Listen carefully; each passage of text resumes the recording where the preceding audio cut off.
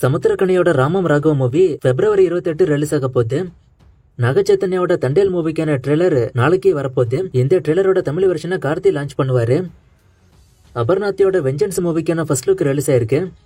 DD returns 2க்கான shooting இப்ப முடிச்சிட்டாங்க. அது அபிஷியலாவும் இப்ப சொல்லிட்டாங்க. மே மாசம் படம் வர சான்ஸ் அதிகம். பிரேமானந்த் டைரக்ஷன்ல சந்தானம், செல்வராகவன், கௌதம் மேனன், யாஷிகா நடிக்கிறாங்க.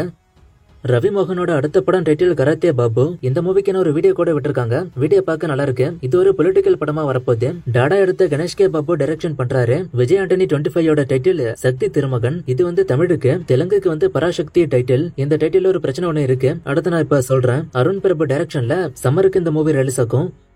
SK25 title Parasakthi. இதை ஏற்கனவே சொல்லியாச்சு. இன்னைக்கு டைட்டில் டீசரும் விட்டுட்டாங்க. வீடியோ பார்க்க சூப்பரா இருக்கு. இது 1960sல நடக்கிற மாதிரியான படம். சோ அதுக்கேத்த மாதிரி அவங்களோட லுக்கும் இருக்கு. நல்லா இருக்கு லுக்கு பார்க்க. ரவி மோகன் தான் வில்லன். சுதா கொங்கரா டைரக்ஷன்ல சிவகார்த்திகேயன், ரவி மோகன், அதர்வா, ஸ்டீலீலா நடிக்கிறாங்க. ஜிவி பிரகாஷ் மியூசிக் பண்றாரு. இது ஜிவி பிரகாஷோட 100வது படம். மூவிக்கான ஷூட்டிங் போய்கிட்டு இருக்கு. இப்ப பஞ்சாயத்துக்கு வருவோம். என்னன்னா SK25 டைட்டில் பராசக்தி, சக்தி திருமகனோட தெலுங்கு டைட்டில் பராசக்தி. சோ ரெண்டு படத்துக்கு ஒரே தலைப்பு வச்சு இப்ப கன்ஃபியூஸ்ல இருக்கு. அதுவும் ரெண்டு படத்துக்கான அனௌன்ஸ்மெண்ட்டும் இன்னைக்கே வந்திருக்கு. சோ இந்த தலைப்பை ஃபர்ஸ்ட் யாரு ரெஜிஸ்டர் பண்ணாங்கிற பிரச்சனை இப்ப போய்கிட்டு இருக்கு. அது என்ன ஏதுன்னு பேசி இனிமேதான் முடிப்பாங்க.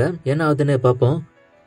விடாமுயற்சி படத்தோட ஃபைனல் டச் BGM ஒர்க் இப்ப போகுது. சோ இதோட மூவிக்கான ஃபுல் ஒர்க் முடியுது. February 6 படம் வந்துரும். இந்த ஒர்க்கை முடிச்சுட்டு ஓவர்சீஸுக்கு கண்டென்ட் போயிட்டோம். சூர்யா 45 அடுத்த ஷெட்யூல் ஷூட்டிங் இன்னைக்கு ஸ்டார்ட் ஆயிருக்கு. சென்னையில தான் ஷூட்டிங் போகுது. பிரசாத் லேப்ல ஷூட்டிங் எல்லாம் ஃபாஸ்டா முடிச்சு இந்த வருஷமே படத்தை கொண்டு வர சான்ஸ் இருக்கு.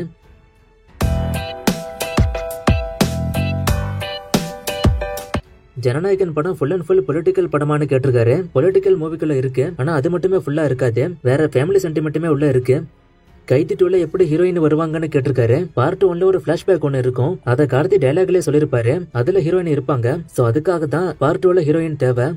மார்க் ஆண்டனி 2வோட ஷூட்டிங் பத்தி கேட்டிருக்காரு. குட் பை அக்லியோட ரிலீஸ்க்கு அப்புறம் இதுக்கான ஒர்க் ஸ்டார்ட் ஆகும்.